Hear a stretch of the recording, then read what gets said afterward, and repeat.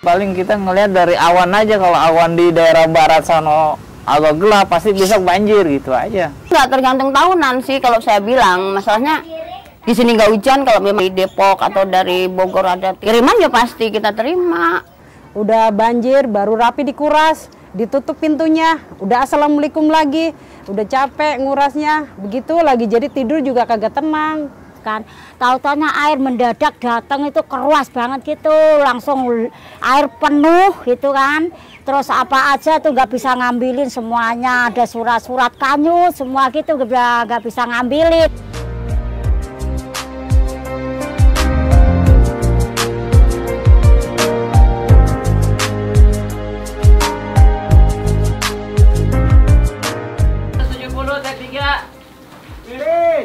Kami merasa bahwa masyarakat seluas-luasnya harus menyaksikan film seperti ini. Dan saya pikir harusnya juga disadari bahwa ini biar bagaimanapun adalah sebuah film hiburan. Sebuah film penuh dengan drama. Sebuah film yang sangat menarik untuk ditonton tanpa orang menyadari sebenarnya. Kita sebenarnya sedang membantu mereka memahami tentang persoalan bencana.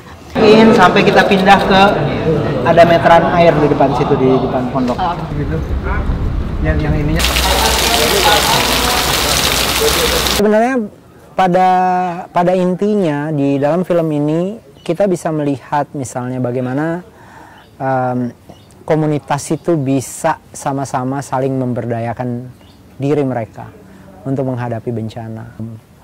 Keluarga-keluarga yang hidup di tepian kali dan kebetulan memang harus siap menerima bencana seperti ini, harus punya sistem hidup di mana mereka menyelamatkan hal-hal yang penting terlebih dahulu.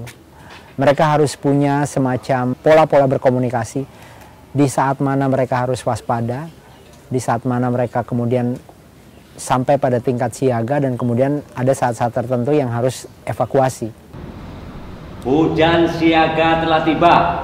Matikan TV, radio, kulkas, cabut dari saklarnya, dan matikan sikringnya. Ini akan menjadi film yang sangat menarik. Ini adalah persoalan semua orang, juga dibintangi oleh wajah-wajah yang sudah dikenal oleh masyarakat.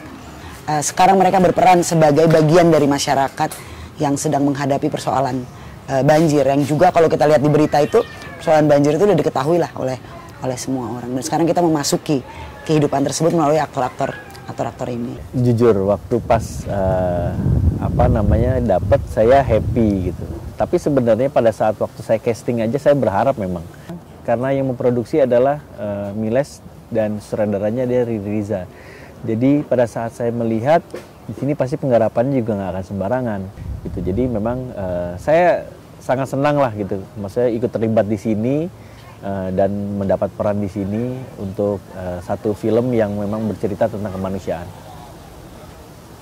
Nah, ini bercerita soal banjir kan, dan penanggulangan yang kayak gimana. It's very important for me as an actor to broaden the the point of view. Saya memerankan Dira. Dira itu adalah ibu dari Amarasi dan suaminya Wahyu yang kerja di BPBD. Sebenarnya Dira berasal dari keluarga kecil, cukup harmonis, yang setiap tahun memang karena lokasi rumahnya tuh kayak ada di ujung desa kampung yang selalu kena banjir gitu. Ayo. Pak.